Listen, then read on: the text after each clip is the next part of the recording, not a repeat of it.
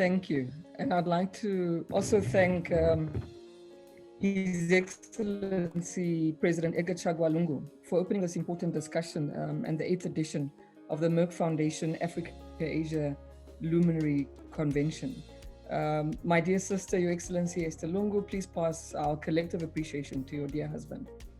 It's a pleasure to be sharing a platform with Your Excellencies, my dear sisters, as it's always insightful to listen to the work that you are doing in your respective countries. And I'd like to thank the Merck Foundation for providing this important platform to discuss infertility, stigma, and related issues, and to ensure that the work that everybody on this call is doing around the issue of reproductive health and infertility. I'd like to specifically thank Dr. Rasha Kellage for her leadership. I was not surprised when I saw her recognition as the 100 most influential Africans by the New Africa magazine and her appointment as a senator in the Egyptian Senate. Dr. Kellage, it's no doubt that your personal and professional commitment has really brought us all together. And I'm pleased that there's so many healthcare professionals, academics, technocrats, policymakers, media professionals participating in this summit, because it's through these type of multi-sectoral partnerships that we'll be able to collectively spotlight the economic, psychological, and health implications of infertility. For too long, infertility has been relatively invisible to policymakers and at great risk to those who suffer from it, particularly women. Many of our public healthcare systems do not treat infertility, which makes it difficult for low-income and rural women to access the correct information on the cause of their infertility and their possible treatment options. The few who are able to access private healthcare are usually a bit wealthier or in urban areas, and they do so by incurring significant financial costs, which often bankrupt them and brings additional stress into already strained households. The inequality of treatment access, as well as the public and private healthcare dichotomy, also impacts data collection, as we lack reliable data on infertility prevalence. The issue is that public healthcare doesn't treat, and when looking for statistics, it does not have access to the statistics of private healthcare practitioners. And compounding this is the knowledge we all have that many treat infertility through traditional healers who do not often feature as role players when we speak about improving the quality of care and information for those seeking to treat and access information about fertility. I saw a comment in the chat group from a journalist from Zambia. I think his name is Yaya Kulibali. And he wanted to know about how do we avoid the unconventional ways of treating infertility, especially things that are not scientifically proven. And I think Mr. Kulibali I'm not sure what it is that we can do about including the conversation about conventional and unconventional, what is scientific, what is not scientific. But I do know for sure that we cannot exclude traditional healers from this conversation because they do play a big role in people going to them to access information about fertility. Many of the First Ladies who spoke before me sang songs of praise for Merck Foundation and their efforts to ensure clinical training in the fields of oncology and fertility specialization. And I'd really like to join that chorus, as in Namibia, 37 medical doctors have received or will receive 1 year online training in different fields. And there's 11 young medical doctors from all over the country who've enrolled for the diploma and master's degree in sexual and reproductive medicines. The development of effective and compassionate skill is an important building block for men and women who seek treatment for infertility. I commend this, fully cognizant that the treatment for infertility is not just about healthcare.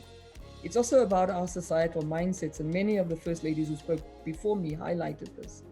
And to this extent, the presence of academia and media in this discussion is critical. And there I noticed there's a PhD researcher, I think from Cameroon, as well as a mental health researcher, Jackson Dushimi from Rwanda. And I'm sure there's many others in academia who are on this call. And it's important because we do not have enough data or statistics around this issue. The same is true around the involvement of media in discussions like this. We do, however, need to consider extending an invitation to traditional and spiritual leaders to ensure that we are all on the same page on the best methods, the most constructive methods to counsel, comfort, and heal those affected by infertility. The language I speak, Oshindonga, has many dehumanizing words and descriptions for those who are childless. And I suspect this is true of many of your vernaculars. And this really speaks to the insensitivity and the judgment that accompanies the reality of childlessness on our continent. Women are often made the face of infertility and are subjected to harsher social judgment and insensitive comments by family members, by community members, colleagues, and societies at large. And we do this even though we know infertility is also an issue with men. We can no longer afford to make a genderless reproductive health issue an issue of womanhood to the extent that we believe that women who can't bear children are less. So it's true, Dr. Rasha, women are indeed more than mothers. Our decision to shape a more constructive narrative around infertility was given a strong boost by the visit of Dr. Kelechi to Namibia in 2020, just before all our countries started with lockdowns around the coronavirus.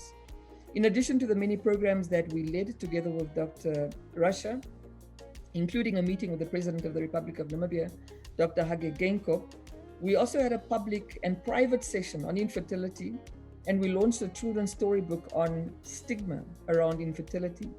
Most importantly, we used the visit to help Merck Foundation pilot its first media training workshop. I was deeply struck by the intensity of emotions of the participants and how many of them were dealing with their anguish in private.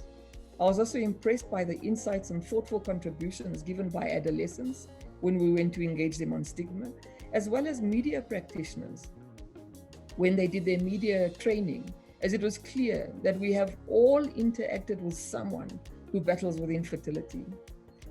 It also made me confront my own insensitivities and our collective insensitive behavior and comments, where we assume everyone of childbearing age should be a parent. And we often ask invasive and presumptive questions when someone says they don't have children. Often we don't even bother to ask, and we say, how many children do you have? With the assumption they must have children. This is even true at weddings, where every joke is about when the baby will be born. This was my own experience when I got married, and I was advised by many powerful women in politics, in business, in my own family. Many of them advised me that the only way I could solidify my relationship with my husband was to make sure that we have a child together. This is very indicative of our own mindsets that are problematic, and we all need to unlearn the very problematic assumptions that we have about people having children or having to have children when they're in marriage. The experiences of the women we assembled was very instructive in how we formulated our programs, as it's impossible to devise a program on infertility without listening to those directly affected, particularly those in villages and rural areas and low income. The few who can afford treatment educated us about the financial burden of treatment, the stress of borrowing money, and the selling of assets to pay for repetitive treatment, often which doesn't work. Others who couldn't afford treatment believed that if they could just access enough money to access treatment, they would be able to succeed. Some spoke about marriage breakdowns, gender-based violence, humiliation by in-laws, depression, substance abuse, suicidal thoughts, feelings of worthlessness, and the inevitable financial ruin. Some have been told that if they would just strengthen their faith, the Lord would ensure a breakthrough. Others were told by their traditional healers that their infertility is due to a curse of an ancestor or the jealousy of an in-law or a love rival. And whatever our belief systems, one thing is true. We need a more compassionate approach to the financial, psychological, and treatment of those who struggle to have children. The individual narratives around infertility are unexplored and they are complex. And I was gratified when those who trusted us with their individual stories agreed to join a support group to continue providing each other with support and information. The support group has dealt with the emotions of those who have been inspired by the experiences of others to adopt, to fix their relationships. Others gave experiences and tips on how their relationships were impacted positively and negatively, and gave advice based on their own treatment options. And the sharing of advice, the support, the information has helped us all learn so much and culminated in them having a national conference on infertility on the 11th of March 2021. The media displayed keen interest in this national conference, and I was particularly pleased by the high quality and compassionate reporting from Namibian journalists. They displayed a sensibility and familiarity with the topic, which was heartwarming for me. And without taking away from their professionalism and capacity, I would not want to discount the possible impact of the media training and media awards that are championed by the Merck Foundation. That to me was a practical example of why it's important for the media to be critical partners in shaping a constructive narrative on infertility. And I'd like to use this opportunity to thank Namibian journalists, and I see there's journalists from across the continent, for really making a decision to be part of the solution and not going into the negative stereotypes that we've seen around this topic. This is sadly not true of social media, and we continue to see insensitive remarks and insults directed at those who are childless. Our partnership with Merck Foundation and the Infertility Support Group in Namibia have assisted us to achieve a number of highlights in our work on infertility, some of which includes pragmatic things like individuals and couples who have managed to access counseling through our services and were referred to specialists and social workers to explore foster care or adoption for those who were interested, because not all are interested. There were 5 beneficiaries who received startup capital from Merck Foundation. And I know that this was a question from Doreen Nawa around what are the programs that are done to empower those, economically empower those who are chased out of their homes because of infertility. Well, Doreen, there is assistance provided by Merck Foundation to provide startup capital for entrepreneurial endeavors. And they are all now in a better position to provide their basic needs. 2 groups of media recognition award winners received their certificates and their medals for outstanding work done, and more journalists are inquiring on how to participate, and they are helping us to encourage research and dialogues on this topic. As our office, we also incorporate infertility in all our speaking engagements, where we talk about sexual and gender-based violence, SRHR, mental health, teenage pregnancies, and the importance not to treat infertility as issue specific and part of a broader conversation around reproductive health. The support group has ensured that each region in the country has a focal person who works in close collaboration with health practitioners in their respective regions to raise greater awareness of infertility issues and share key messages in local languages to reach a wider audience. Even after our national conference in 2021, we had lots of post-conference inquiries to handle, and we were pleasantly surprised that many of these queries came from men who called us for advice and support. And we're grateful for the exceptional support from private and public healthcare practitioners, including a retired infertility specialist with over 50 years experience, who have become reliable guides to our work on the importance of prevention, early detection, and intervention. For too long, those who grapple with issues of infertility have felt ignored and on their own. And it's encouraging to see these efforts to reassure them that they are not alone. This is particularly true for women who've been made the face of infertility. When a couple struggles to conceive, it's usually the woman who is blamed, as societal reproductive expectations are placed solely on women. We need to ensure that we provide support to both men and women so that they are able to deal with their challenges in a constructive manner, as we know that there is an intersection between infertility and gender-based violence. We must build societies where those who are childless are not dehumanized, insulted, ostracized, or rejected. This is why it's an important reminder that infertility is not only about providing medical treatment, it's also about navigating the psychological, financial, and societal implications. We can't divorce infertility from the traditional religious and societal mindsets of the communities affected individuals and couples originate from. To this extent, I'd like to reiterate 8 points that have been made throughout the day. 1, we need to improve access to services around infertility, particularly in the public healthcare system, and to put infertility on the policymakers' agenda. 2, we need to develop data management systems which incorporate statistics from public and private healthcare professionals.